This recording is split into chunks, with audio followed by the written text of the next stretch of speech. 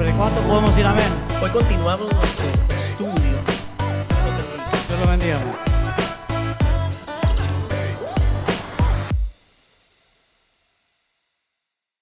En esta mañana vamos a considerar un aspecto diferente del Señor Jesús, el Señor Jesucristo como el reconciliador. Es solamente en Cristo que tenemos reconciliación con el Padre y pasamos de ser sus enemigos a ser sus amigos. Les quiero decir algo antes de empezar. Este mensaje es un mensaje, todos los mensajes son importantes, porque es un mensaje que proviene de la palabra de Dios. Eso lo hace importante. Pero el comienzo de este mensaje es distinto a lo que hemos escuchado en otras ocasiones. De hecho, vamos a mirar otros textos antes de llegar a nuestro pasaje de estudio. Y la razón es esta, hermanos. Y les pido que pongan mucha atención. La razón es, hoy queremos hablar del reconciliador, el Señor Jesucristo como reconciliador, pero para que esto tenga sentido, tenemos que entender, comprender realmente por qué es importante que Él nos haya reconciliado con Dios. Y esa va a ser la dinámica de la primera parte del mensaje, en donde vamos a hablar de otras escrituras, incluyendo algunos textos en el libro de Romanos. La palabra enemigo, ¿qué significa la palabra enemigo? Bueno, describe la realidad de toda persona antes de haber sido redimida por el Señor Jesús. Hace 2 semanas dijimos que Dios nos redimió, que Dios nos rescató, nos liberó del poder de las tinieblas y nos trasladó al reino de su Hijo amado. Todos éramos enemigos de Dios. Tenemos que partir de esa premisa. Todos éramos enemigos de Dios, lo supiésemos o no. La condición natural del hombre es expresada por el apóstol Pablo en Romanos 3. Vamos a escuchar la descripción que la Biblia hace del ser humano, de toda persona que no ha sido redimida por el poder de Dios a través de la fe en el Señor Jesucristo. Escuche. Como está escrito, no hay justo ni aun uno, no hay quien entienda, no hay quien busque a Dios. Todos se desviaron, a una se hicieron inútiles. No hay quien haga lo bueno, no hay ni siquiera uno. Sepulcro abierto es su garganta, con su lengua engañan. Veneno de víboras hay debajo de sus labios. Su boca está llena de maldición y de amargura. Sus pies se apresuran para derramar sangre. Destrucción y miseria hay en sus caminos y no conocieron camino de paz. No hay temor de Dios delante de sus ojos. ¿Que el hombre es bueno? No es lo que la Biblia dice.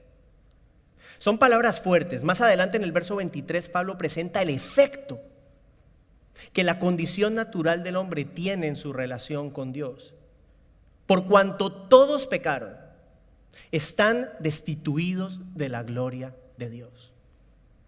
Destituidos significa apartados. Destituidos significa sin acceso a la gloria de Dios. Privados de la posibilidad de una relación con Dios. Así estábamos todos. Siguiendo en Romanos, vemos en el capítulo 5 el significado de estar destituidos de la gloria de Dios. Escuche. Pero Dios muestra su amor para con nosotros en que siendo aún pecadores, Cristo murió por nosotros. Con mucha más razón, habiendo sido ya justificados en su sangre, por él seremos salvos de la ira.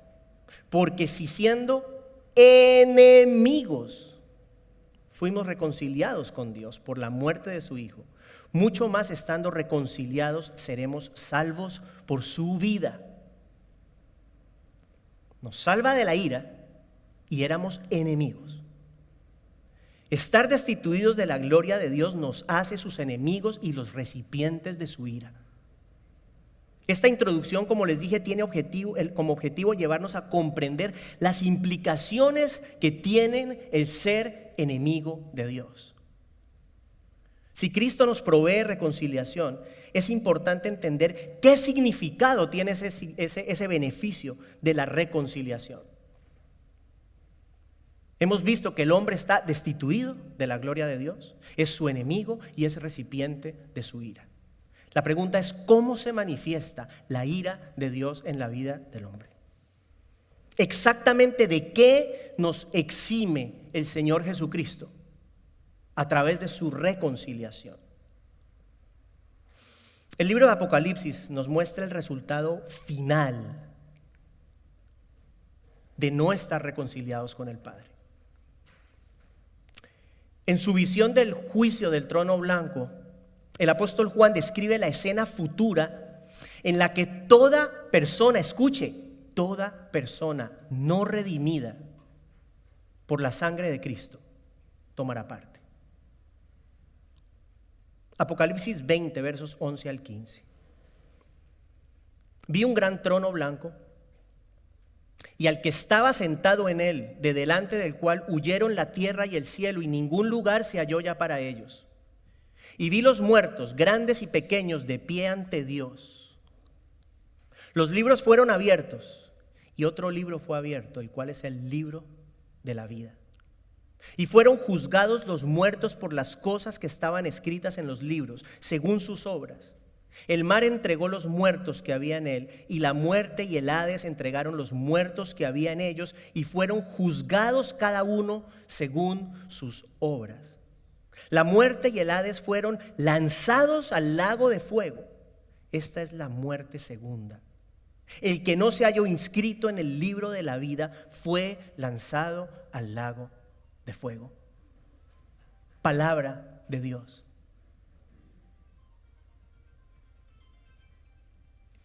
Aun cuando este texto da para mucho, hermanos, solamente lo vamos a considerar para tener una idea más clara de la ira de Dios y de lo que el Señor nos ha librado, de lo que el Señor nos ha librado. El juicio del trono blanco es un juicio condenatorio. Allá ya no habrá oportunidad para el arrepentimiento.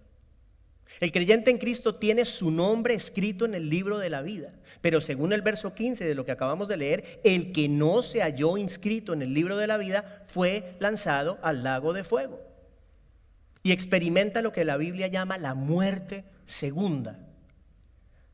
En la resurrección de los muertos, el creyente es resucitado para vida eterna, pero el incrédulo es resucitado para experimentar la segunda muerte. Una muerte que es eterna y que el apóstol Juan la describe como el ser lanzado al lago de fuego. Este lago de fuego es una referencia al lugar de perdición eterna. En la resurrección, escuche esto, escuche, toda persona recibirá un cuerpo nuevo.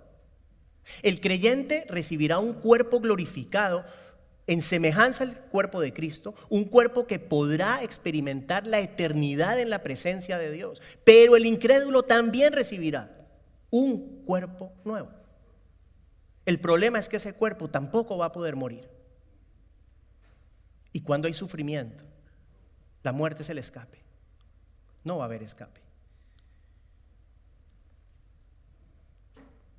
Y yo sé que es duro lo que estamos hablando, pero es necesario escucharlo para comprender el verdadero significado de la reconciliación que tenemos en Dios. Habiendo considerado la gravedad de ser enemigos de Dios, ahora estamos en una mejor posición para apreciar el valor de lo que Cristo hizo por nosotros en la cruz, quitando la enemistad que había entre nosotros y el Padre. Nuestra reconciliación con Dios es el tema del mensaje en esta mañana y nuestro pasaje de estudio, Colosenses capítulo 1, versos 20 al 23. Dice la palabra de Dios: y por medio de él reconciliar consigo todas las cosas, tanto las que están en la tierra como las que están en los cielos, haciendo la paz mediante la sangre de su cruz. Y también a ustedes que en otro tiempo eran extranjeros y enemigos, tanto en sus pensamientos como en sus acciones, ahora los ha reconciliado completamente en su cuerpo físico por medio de la muerte, para presentárselos a sí mismos santos, sin mancha e irreprensibles, siempre y cuando en verdad permanezcan cimentados y firmes en la fe, inamovibles en la esperanza del evangelio que han recibido, el cual se predica en toda la creación debajo del cielo, del cual yo, Pablo, he llegado a ser ministro. Iniciamos con el verso 20, pero vamos a regresar por un instante al 19. para conectarlo. Dice el verso 19, porque al Padre le agradó que en él habitara toda plenitud. Verso 20, y por medio de él, reconciliar consigo todas las cosas, tanto las que están en la tierra como las que están en los cielos, haciendo la paz mediante la sangre de su cruz.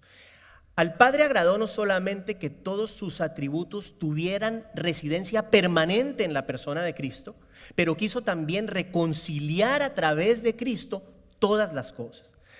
La palabra reconciliación expresa un cambio en nuestra relación con Dios.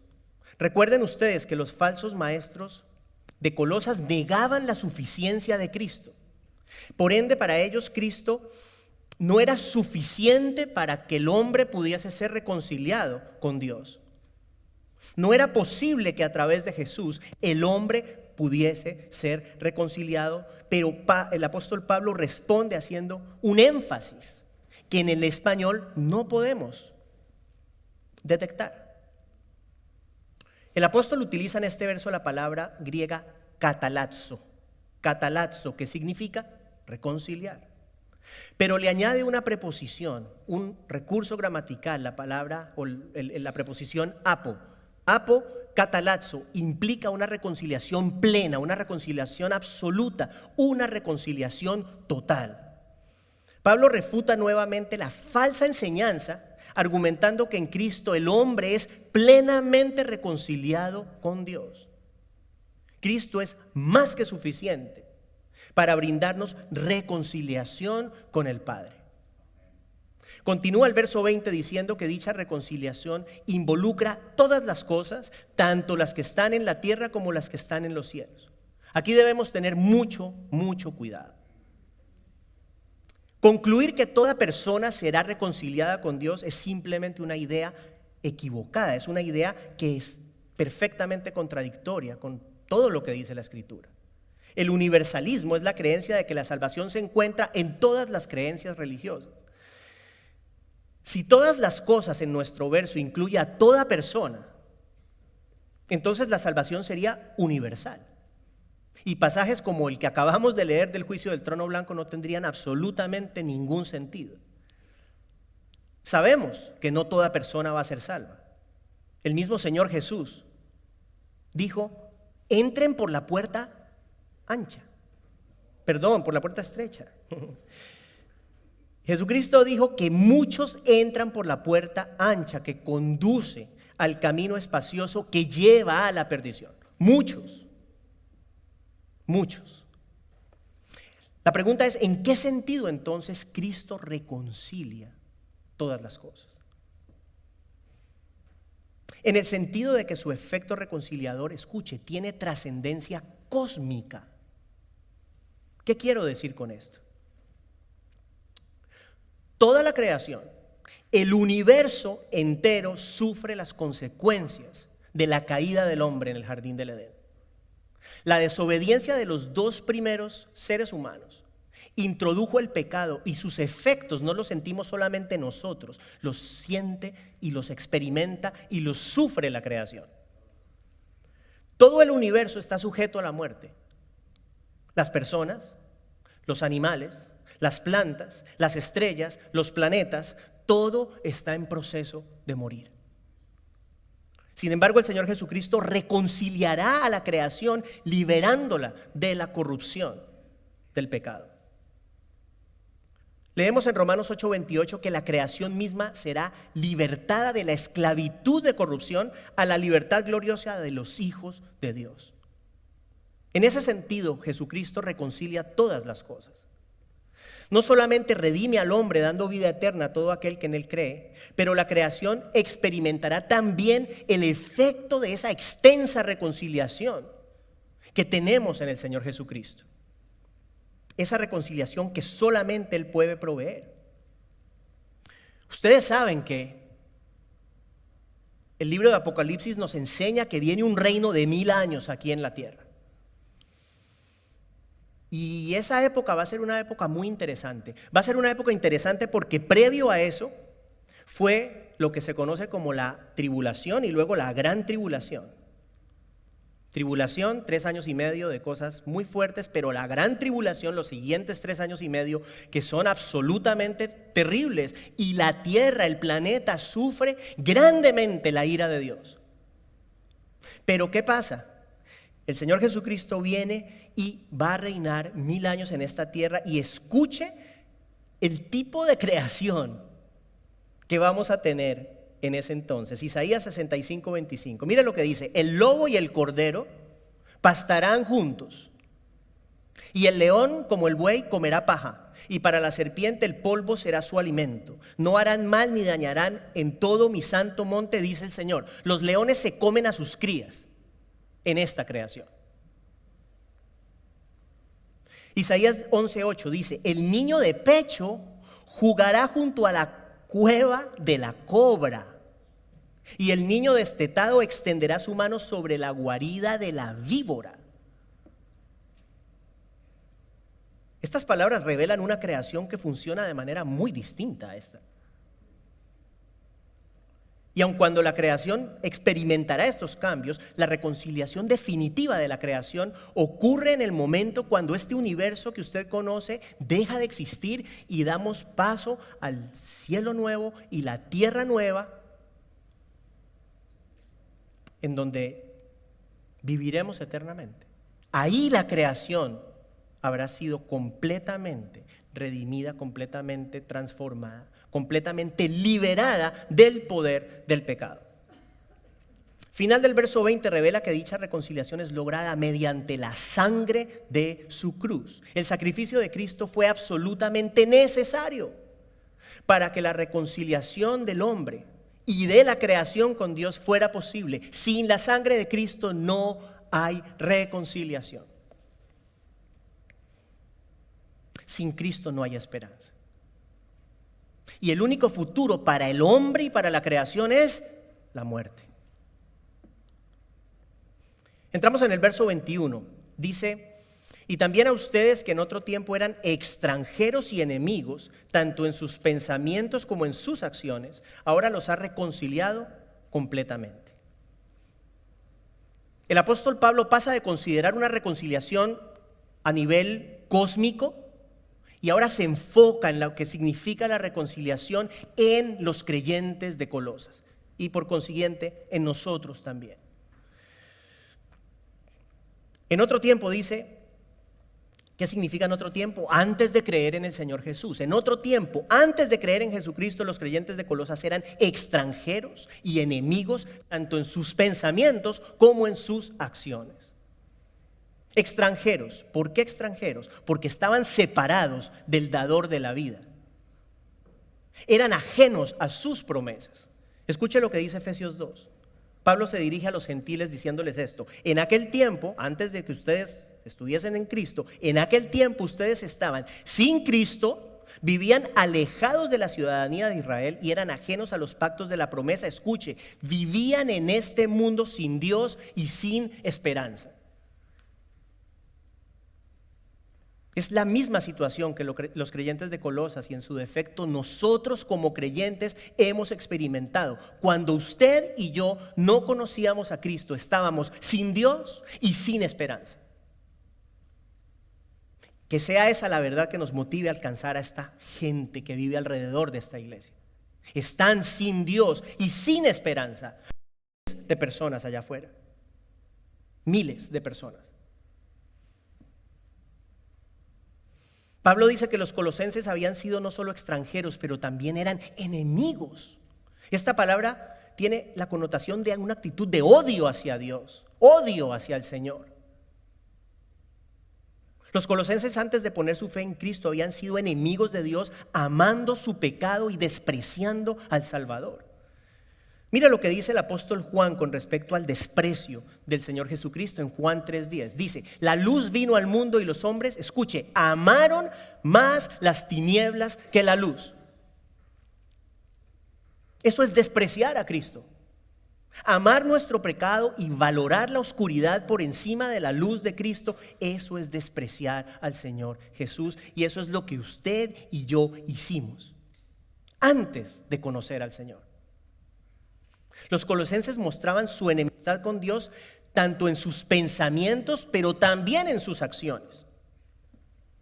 Piensen esto, los pensamientos revelan la rebelión interna. ¿De acuerdo? ¿Quién conoce sus pensamientos? Usted y el Señor. Su rebelión, la rebelión interna del ser humano está en el pensamiento. Son privados, pero no son privados para el Señor. Es posible mostrar externamente una vida de aparente justicia. Pero escuche, los pensamientos revelan la realidad de nuestra condición espiritual. Podemos aparentar ser amigos de Dios ante los hombres, pero el Señor conoce las intenciones y los pensamientos del corazón. La palabra de Dios nos exhorta a llevar cautivo todo pensamiento a la obediencia de Cristo. Y el creyente es llamado a pensar, escuchen, todo lo que es verdadero, en todo lo honesto, en todo lo justo, en todo lo puro, en todo lo amable, en todo lo que es digno de alabanza, según Filipenses 4:8. El punto es que los colosenses habían demostrado ser enemigos de Dios en sus pensamientos. Ellos, al igual que nosotros, habían reflejado su enemistad con Dios a través de lo que pensaban. Yo no sé usted, pero yo le voy a decir algo de mí. Pocas cosas hablo de mí, pero le quiero decir esto. El Señor ha cambiado mi manera de pensar, radicalmente. Las cosas que yo pensaba antes no las pienso hoy. Había imágenes permanentemente que estaban en mi mente que el Señor literalmente ha quitado.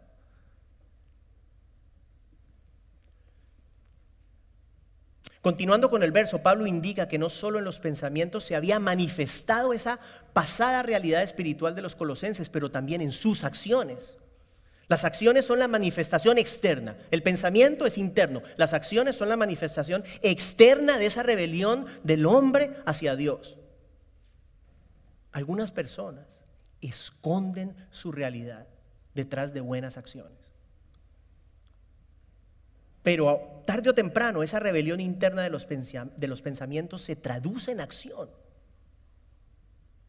¿Cuántas veces no hemos escuchado de personas que supuestamente son, pero resulta que no son?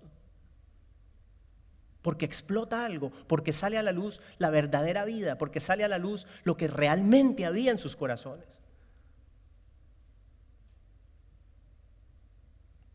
Lo que hay en la mente y en el corazón se termina materializando en acción. Lo voy a repetir. Lo que hay en la mente y en el corazón se termina manifestando en acción. Mateo 15:19, el propio Señor Jesucristo dice, porque del corazón provienen malos pensamientos, eso es interno. Ahora escuche, homicidios, adulterios, fornicaciones, robos, falsos testimonios y calumnias, eso es externo. El pensamiento eventualmente lleva a la acción. Tenemos que cuidar mucho lo que pensamos. Los colosenses habían mostrado su enemistad con Dios antes de conocer a Cristo a través de lo que pensaban, a través de lo que hacían, y eso nos aplica a nosotros también. Nuestros pensamientos y acciones demostraban que éramos parte de ese reino de las tinieblas, del cual el Señor nos ha rescatado. Hoy nuestros pensamientos no serán completamente puros, pero sí tienen que ser distintos. ¿De acuerdo? Tienen que ser diferentes. Si usted es cristiano, hace 10 años, 5 años, y sus pensamientos son los mismos, hay que tener cuidado. Hay que tener cuidado. Hay un cambio. No seremos perfectos, pero han de ser diferentes, definitivamente. Recuerde que la transformación nuestra incluye, según Romanos 12:2, la transformación, la renovación de nuestra mente, la renovación de nuestra mente. ¿Por qué es importante la renovación de la mente? Porque la renovación de la mente implica una vida diferente. La renovación de la mente, lo que usted piensa, tiene un efecto en lo que usted hace. La renovación de la mente, que tiene que ver también con la enseñanza que usted recibe, tiene un efecto en su manera de vivir. Si yo me paro aquí a decirle a usted que no importa cómo viva, tranquilo que Dios lo ama, usted me va a creer. Me va a creer de pronto porque soy su pastor, pero le estaría haciendo un daño muy grande a usted, porque no es lo que la palabra de Dios dice. Que la renovación de nuestra mente incluya, como dice Pablo en Colosenses, ser saturados del conocimiento de la palabra de Dios, saturados de la palabra de Cristo. Termina el verso 21 haciendo una distinción entre el pasado, cuando los colosenses eran extranjeros y enemigos de Dios, y el presente, en el cual ya han sido redimidos. ¿Cuál es la diferencia? Mire, dice que ahora los ha reconciliado completamente. ¿Sí? Ahora Dios los ha reconciliado completamente. A través del sacrificio de Cristo, la ira de Dios es calmada. El Señor Jesucristo experimentó la total expresión de la ira divina para que nosotros no tuviésemos que enfrentarla. Ojalá ustedes vengan a la iglesia el viernes antes del día de resurrección. Ese día, yo les voy a decir a ustedes el sacrificio de Cristo, ¿cómo fue? Yo quiero que ustedes sepan y tengan una idea de lo que Él padeció, no solamente con lo que ya sabemos, pero ustedes ese día van a conocer médicamente lo que Él padeció en su cuerpo. Y lo peor, lo que Él padeció en su espíritu. Cuando tuvo que decir, Padre, Padre, ¿por qué me has abandonado? Ese viernes, venga a la iglesia, por favor.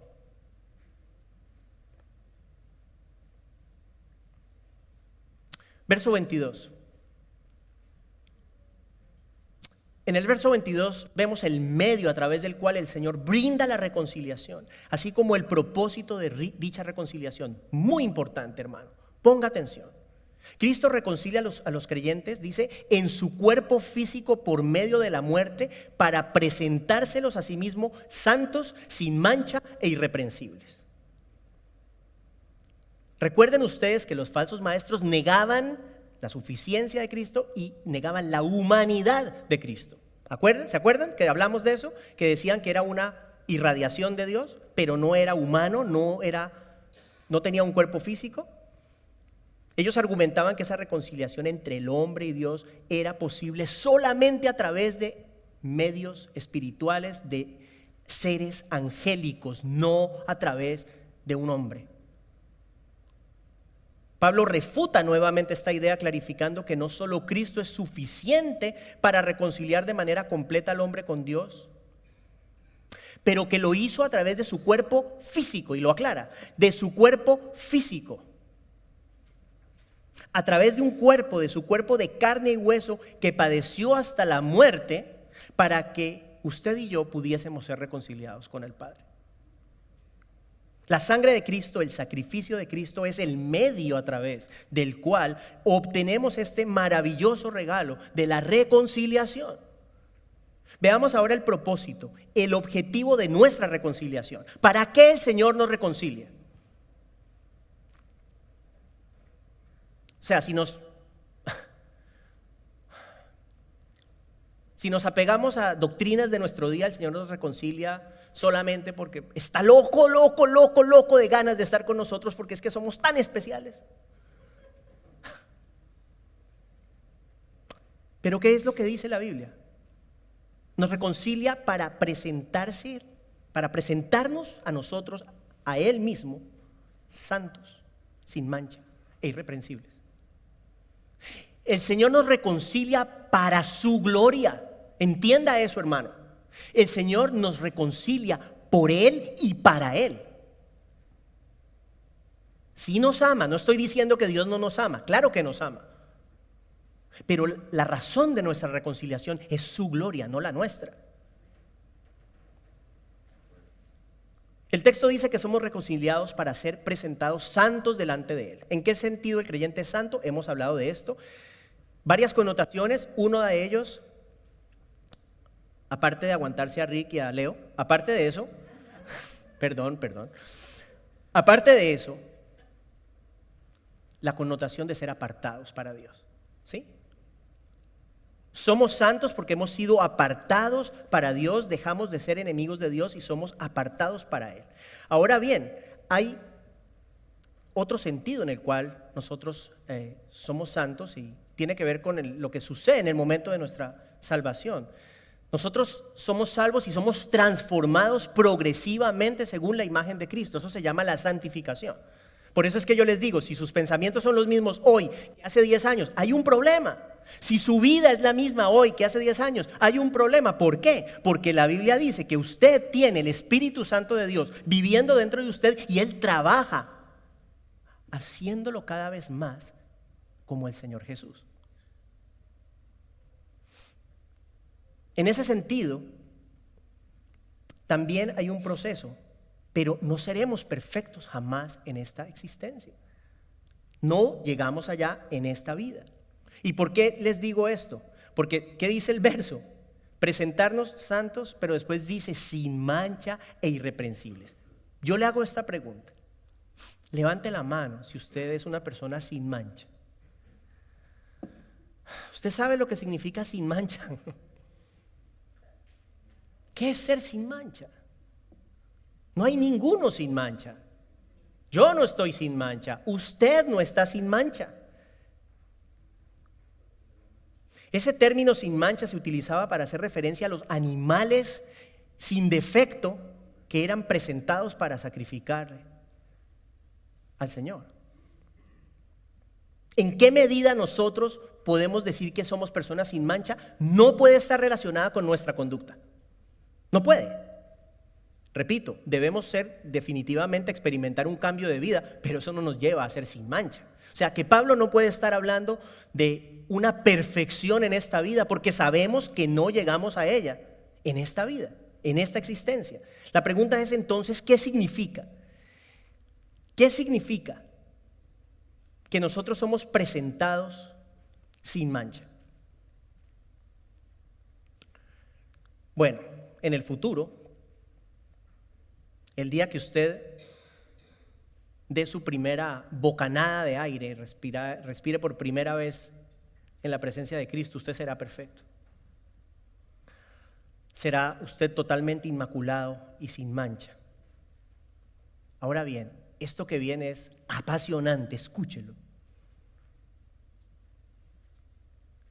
Si no somos inmaculados en nuestra conducta, ¿cómo podemos nosotros decir que de alguna manera estamos sin mancha ahora? Y sí hay una forma, y se la voy a decir. Tiene que ver con la perfecta justicia del Señor Jesucristo, que es aplicada a la vida del creyente. Escuche, cuando el Padre lo mira a usted, ve a Cristo. Yo no sé, pero cuando el Padre me mira a mí, ve al Señor Jesús. En ese sentido, estoy completamente sin mancha, al igual que usted. La justicia de Cristo es acreditada a nosotros, hermanos. El creyente posee la justicia de Cristo y aparece inmaculado, sin mancha, ante los ojos de Dios. Pero también dice que hemos de ser irreprensibles. ¿Qué significa ser irreprensibles? Tiene que ver con el hecho de que nadie puede levantar un cargo en contra nuestra. Eso es ser irreprensible. No hay lugar a cargos que puedan poner en peligro nuestra reconciliación con Dios. ¿Qué dice Romanos 8:1? No hay condenación para aquellos que estamos en Cristo. No hay condenación. Y esto lo habíamos dicho hace unos días, ¿recuerda? Hay gente que carga con su pecado todos los días y con las culpas todos los días porque no entienden que no hay condenación si usted está en Cristo. No hay condenación. El creyente es irreprensible en ese sentido, porque Satanás no puede levantar ningún cargo contra aquellos que han sido reconciliados por Cristo. No tiene forma de hacerlo. Y en ese sentido somos irreprensibles. Conclusión, podemos decir que como resultado de nuestra reconciliación somos apartados para Dios, se nos acredita la justicia de Cristo, eso es maravilloso, y ningún cargo puede ser levantado en contra nuestra que ponga en peligro nuestra reconciliación. Llegamos al último verso de nuestro pasaje. El verso 23, leemos: siempre y cuando en verdad permanezcan cimentados y firmes en la fe, inamovibles en la esperanza del evangelio que han recibido, el cual se predica en toda la creación debajo del cielo, del cual yo, Pablo, he llegado a ser ministro. Hace algunas semanas nosotros hablamos de la naturaleza de la fe genuina, ¿recuerdan? Y dijimos que la fe genuina permanece. La fe genuina permanece porque es un don de Dios. Por eso permanece. No porque nosotros seamos muy buenos y podamos tener mucha fe en nuestra propia fuerza. La fe genuina permanece porque ha sido entregada por el Señor.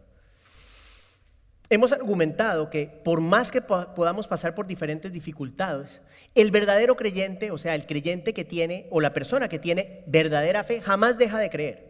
Podrá pasar por momentos duros, sí, en donde siente que su fe es más débil, pero que el creyente genuino un día llegue y pueda decir: todo esto es mentira, eso no existe. Nunca fue. El que llega a esa conclusión nunca fue. Parecían que eran de nosotros, pero no eran de nosotros, dice la Biblia, no eran de nosotros. Hay gente que parece, pero que no es. Y en ese sentido podemos comprender el verso 23. Más que verlo como un requisito para la reconciliación del hombre con Dios, es una prueba. La fe es una prueba, es una demostración de que esa reconciliación ha tenido realmente lugar, ha tenido lugar en la vida de una persona. Mire lo que dice el verso 21. Dice que Cristo los ha reconciliado completamente. Nos volvimos para atrás al verso 21. Cristo nos ha reconciliado completamente. No dice que los va a reconciliar en el futuro. Nos ha reconciliado. Ya fuimos reconciliados. Y por esta razón tiene sentido interpretar este verso 23 como una consecuencia de la reconciliación y no como un requisito de la reconciliación. ¿Sí? ¿Entienden la diferencia? Una cosa es decir, si ustedes no creen, o si ustedes no permanecen en la fe, entonces no serán reconciliados. Tiene más sentido verlo como que han sido reconciliados y la muestra de esa reconciliación es que permanecen en la fe. Además, esta postura es consecuente también con el hecho de que Pablo estaba, recuerden, él estaba agradecido por la respuesta de los colosenses. Estaba agradecido porque los colosenses habían respondido favorablemente al evangelio. Los colosenses demostrarían la veracidad de su fe si se mantenían firmes, dice, en la esperanza del evangelio que habían recibido. O sea que Pablo aquí también dice, es tener la esperanza en la fe, tener la fe, pero ¿en qué? ¿Fe en qué? En la esperanza del evangelio. Recuerden ustedes que Epafras había sido quien había iniciado esta iglesia, había sido la persona que había traído el evangelio a los colosenses, y ese verdadero evangelio, porque solo hay uno, es el que está representado por la enseñanza apostólica. El evangelio que presentó Epafras es el mismo evangelio que presenta Pablo. No hay otro evangelio. Esa misma doctrina es la doctrina apostólica tanto de Pablo como de Epafras como los demás apóstoles. Cualquier otro mensaje, escuche, incluyendo el predicado por los falsos maestros de Colosas, es incapaz de producir vida en un corazón que está muerto en sus delitos y pecados. No existe. No hay otro mensaje que produzca vida. Y finalmente, Pablo afirma que este evangelio se predica en toda la creación debajo del cielo. ¿Qué significa? Significa que, y esto lo habíamos hablado también antes, significa que el evangelio había sido predicado en todo el planeta. Sabemos que no es así. Pablo emplea un lenguaje hiperbólico, una exageración. Básicamente él está indicando que el evangelio había llegado a una buena parte del mundo conocido, de la época. Y terminamos citando un pasaje escrito por el propio apóstol Pablo en 2 Corintios 5, 17 al 21. Este pasaje considera la reconciliación de la que hemos hablado hoy. Escuche. De modo que si alguno está en Cristo, nueva criatura es. Las cosas viejas pasaron, ahora han sido hechas nuevas. Y todo esto procede de Dios, quien nos reconcilió con Él mismo por medio de Cristo y nos dio el ministerio de la reconciliación. Es decir, que Dios estaba en Cristo reconciliando al mundo con Él mismo, no tomando en cuenta a los hombres sus transgresiones, y nos ha encomendado a nosotros la palabra de la reconciliación. Por tanto, somos embajadores de Cristo, como si Dios rogara por medio de nosotros. En nombre de Cristo les rogamos, reconcíliense con Dios. Al que no conoció pecado, lo hizo pecado por nosotros, para que fuéramos hechos justicia de Dios en él. Pablo dice, en nombre de Cristo les rogamos. Reconcíliense con Dios. ¿Por qué ruega? Porque Pablo sabía la gravedad de ser enemigo de Dios. Porque Pablo conocía lo que hemos hablado hoy. Por eso rogaba a la gente, por favor, reconcíliese con Dios. Nosotros haremos lo mismo hoy. Le rogamos a todo aquel que está aquí, a toda persona que está escuchando, reconcíliese con Dios. Reciba el perdón de sus pecados, creyendo en el nombre del Señor Jesucristo. Si usted confiesa con su boca que Jesucristo es el Señor y cree en su corazón que Dios lo levantó de los muertos, usted será salvo. Que todo aquel que escuche este mensaje reconozca el regalo maravilloso de la reconciliación con Dios a través de la sangre preciosa del Señor Jesús. Oremos. Padre, en el nombre de Jesús, no hay palabras. No hay palabras para agradecer lo que tú has hecho por nosotros, Señor. Enviar al único Hijo de Dios, al Creador del cielo y de la tierra, a quien sustenta todas las cosas con la palabra de su poder, a morir una muerte de criminal por nosotros, para que nosotros no tengamos que enfrentar el juicio de tu ira, Señor. Señor, pon esta realidad en nuestros corazones. Ayúdanos a entender en nuestro espíritu la gravedad de ser enemigos de Dios, para que nos duela la gente que no conoce de ti y para que podamos agradecer de una manera digna el sacrificio que has hecho por nosotros. Señor, nos has liberado de algo que ni siquiera cabe en nuestra mente. Ayúdanos a tomar estas palabras en serio, Señor. Ayúdanos para que en nuestro corazón haya un dolor por las personas que no conocen de ti, y que ese dolor nos lleve a rogarles que se reconcilien contigo, que ese dolor nos lleve a salir de nuestro lugar de comodidad para alcanzar a otros que están muriendo en sus pecados. Señor, hay un sentimiento constante en mi corazón de que desde el día que tú me permitiste subirme a esta plataforma, y hay una urgencia.